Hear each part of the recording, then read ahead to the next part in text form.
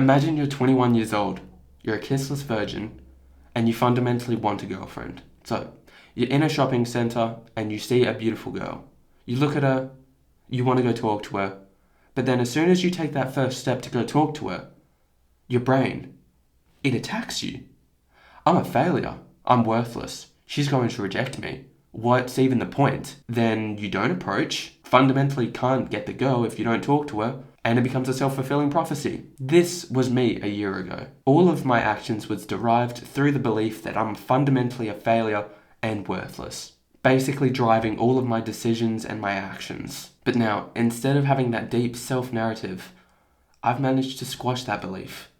And fundamentally, I accept, and don't feel those negative thoughts come into my brain if I see a cute girl now. And it's because I learned to reject that notion, and what I'm going to share with you in this video is going to be the full blueprint that you need to know in order to squash this belief. Also, fundamentally, I didn't have anyone helping me along this journey. I didn't have a blueprint. I didn't have other people to talk to, or even a therapist to discuss and help me work out what's going on there. I did this on my own.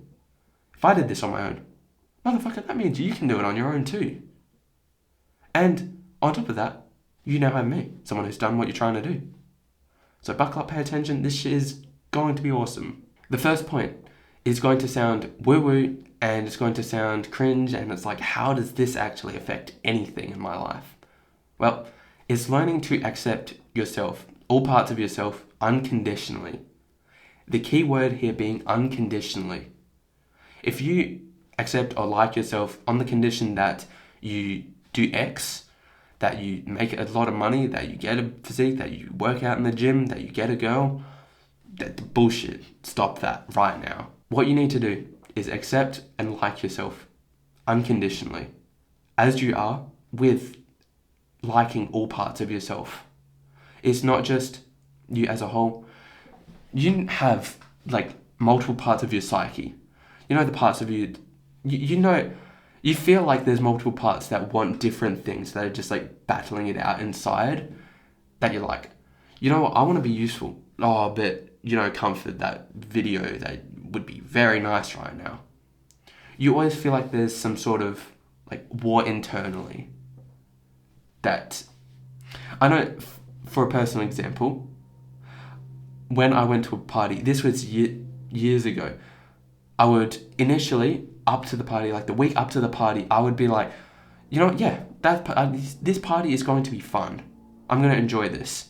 And then a few hours before the party, and then my brain would do a quick 180 and be like, hey, I don't feel like it. I don't want to do that. Hey, that's scary. Don't do that. And it'd just be like, huh? How come at one point you really want to go, and then the next point you just don't? That's fucking weird. What the hell? I have multiple psyches, and basically you do. You have multiple parts of your psyche that want different things. And what makes this worse is not giving yourself acceptance. All parts of yourself. You likely have multiple parts that you just fucking hate.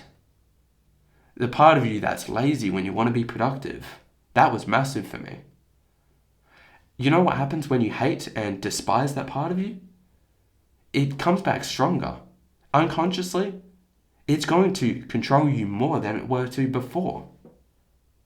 I know this sounds like, what? How can hating a part of myself actually control me more?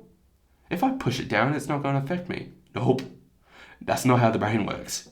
Motherfucker, if you push something down, that thing is going to attack you 10 times more. As unfortunately how it be. I've studied psychology a fair bit. I've studied myself, and this is just how it is. If you try to push something down, it's going to want to return that much more. It's like, picture a rubber band. The more you pull back on the rubber band, the more that tension just wants to come back to that middle point. That's how it is. The more you push against, or the more you try to repress a part of yourself, the more it wants to fucking sling back and attack you. TLDR, you have to accept all parts of yourself as you are. You might have this belief again that, hold on, if I accept all parts of myself, I'm going to get complacent and not want to grow. On the contrary, imagine all parts of yourself are working together in unison. You don't have that thought in the back of your head that you should be doing something else. Everything's in unison, working together. And fundamentally, you want to get a girlfriend. Now, all parts of you are going to be in alignment with that. It's not like there's a part of your brain that is terrified and just wants to come back and now is going to sabotage you. You need all parts of yourself in unison, and to have all parts of yourself in unison, you have to accept that part of yourself. I'm going to, in the future, make a video on full self-acceptance and how to actually integrate all parts. So subscribe and stay for that. But at this moment, just try not to demonize and push down parts of yourself. Now, the next point is you need to work out your belief. You likely have that core underlying belief that screws over all of your behavior. Like for me, I fundamentally thought that I was a failure and that I was worthless. Irrespective of everything else, I fundamentally thought that I was a failure. And then when I had this belief, it was a very strong, emotionally charged belief. And that unconsciously drove my decisions and my actions. So I have to work to get rid of this belief. For you, you're going to have a few beliefs, a few main beliefs that you need to get rid of. You need to journal and figure out what you actually believe. First off, to figure out your main wrong belief that you need to get rid of, when you act from a place of neurosis and negativity, journal why. Use Socratic reasoning. If you blew up at someone the other day, that's likely a sign that you're projecting and you have some sort of insecurity. Okay, why? Or a trait in someone else that you don't like. Why do I not like that about them? Oh, because it's repressing a part of myself that I can't accept. I have a belief that fundamentally you can't be X way, and this belief, this is what you have to work out. I can't tell you exactly what to do because we're all different, we all have different beliefs. You need to figure out what your core belief is. Use ChatGPT, I don't care, figure it out. Develop a bit of original thinking and problem solving. So now that you have the belief, how can I get rid of it or mold it into something that's more useful? First of all, grab the belief and write down a bunch of questions and try to logically counteract it. If you believe that you're fundamentally a failure, okay, let's pull it apart. Am I a failure? What does it mean to be a failure? Hold on, that's bullshit. I've succeeded in X, Y, Z. This belief is literally just wrong.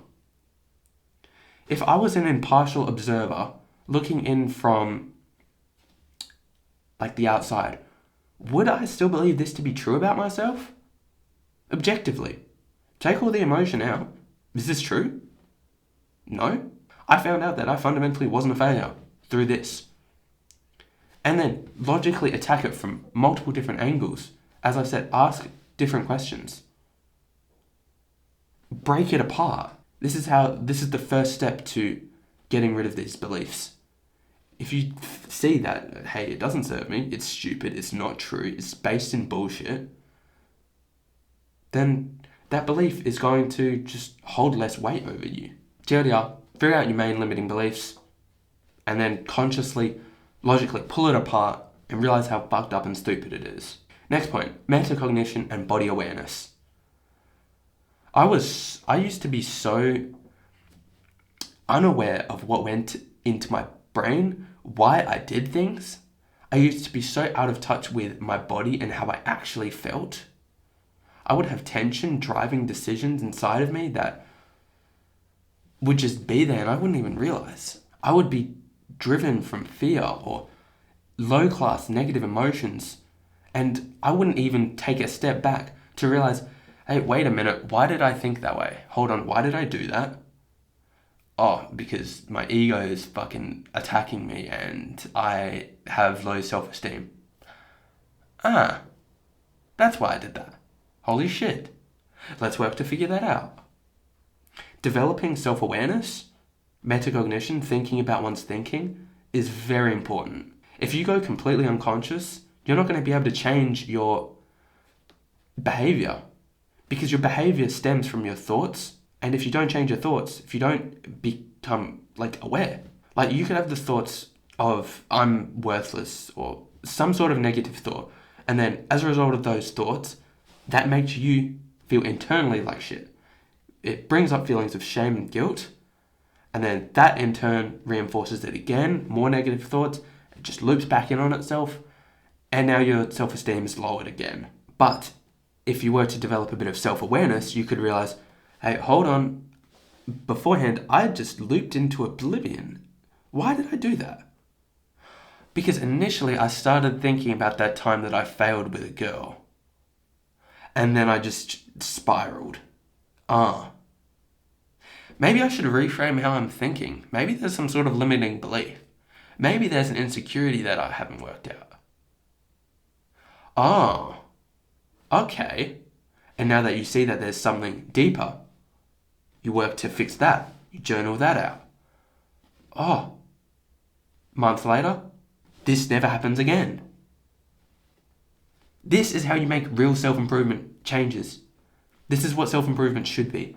None of this, look, going to the gym, making tons of money, yeah, obviously. Basic ass advice. The true changes in yourself is what I just said. That's going to be the biggest changes in your life, that's going to happen when you do what I just said and what I continue to say in this video. And now I'm going to give you some physical practices that will actually change your life. Meditation and or breath work, journaling and contemplation. Let's go through them each one by one. Meditation. Without a doubt, this is the single greatest habit I've ever done. In the beginning, I started with 10 minutes, just focusing on the breath. I lose attention and then I come back to it. 10 minutes, 5 minutes, everyone can do that. And the benefits from that, I can now catch myself out in those loops because I have that cognitive skill now. I can realize, hold on, I'm engaging in this behavior. I don't want to. I choose not to. I'm fine. If you don't meditate, your brain's not going to realize, hold on, I'm in a loop. I'm trapped. I'm fucking myself over. You're not going to have that little gap between the thought and that emotion generating. You need a gap. That's what meditation gives. And then your life can you won't have this anymore. This spiral. And it's not just that. The cognitive benefits, the spiritual benefits, the peace of mind, everything. Meditation is literally just the best habit you can do. Trust me, take my word for it. You're fucking gonna. If you stick with it long term, your life just gets better. Decision making, everything. It all comes back to it. Journaling and shadow work. This is what I was talking about earlier. Figuring out why I'm doing things, insecurities, limiting beliefs. Hold on, why did I believe that way? Hold on, why am I acting like this? Journal it out, ask why, figure it out. Spending half an hour once a week writing down when did I act from neurosis, when did I act from unconscious negativity. Hold on, I was doing that because of that, and now I can work to figure that out. That's why journaling is so powerful. Or have 5-minute, 10-minute practice every day. When did I go unconscious? When did I go negative? What did I do today? Just simple practice like that. Gives you more awareness, and awareness is the key for breaking these loops. Just becoming aware is essential. Obviously, the practice of self-acceptance and self-love, irrespective of achievement and what other people think, you need to learn to accept and love yourself. After meditation, the best way that I can describe this is, after meditation, you're in a deeper state, you're focused. Now spend 5 minutes affirming to yourself whatever your negative beliefs are, the contrary to that. If I don't love myself, put your hand to your chest and spend 5 minutes saying that you love yourself. And over time, over a month, over 2 months, over 3 months, it's going to feel natural that you do actually like yourself. You need to learn to implement this habit. self-acceptance, self-love, all parts of yourself. And the final thing that you're likely aware of, but you might not be taking as much action as like the highest benefit will afford you. Breaking your comfort zone regularly, and honestly, just breaking your comfort zone regularly. Trying new shit that is out of your comfort zone inherently gives you more confidence. Because when you have situations come up and you don't feel very confident, your brain is naturally going to be like, hold on, I'm fine. I've done this multiple times, many times. For me personally, the most highest ROI thing I've done has been talking to attractive girls, cold approaching girls. Motherfucker, the development that afforded this to me, because of how scary and how much of a pedestal I put it on, for you, it could be literally something else. Public speaking, I don't know. Whatever you fear doing, fucking do that. Your future self is going to thank you. You're going to like yourself more. You're going to be more confident. This is what self-improvement's about. This inner work and facing your fear. So yeah, appreciate you watching. This advice is going to change your life. If you actually take action, you need to take action. You can't just accept what I've said, be like, yeah, you know what, that's nice, and then just do nothing about it. Nothing's going to change if nothing changes. So yeah, appreciate you watching. Take care of yourself, mate. Oh, no, do like and sub though. It helps me out a lot. Bye-bye.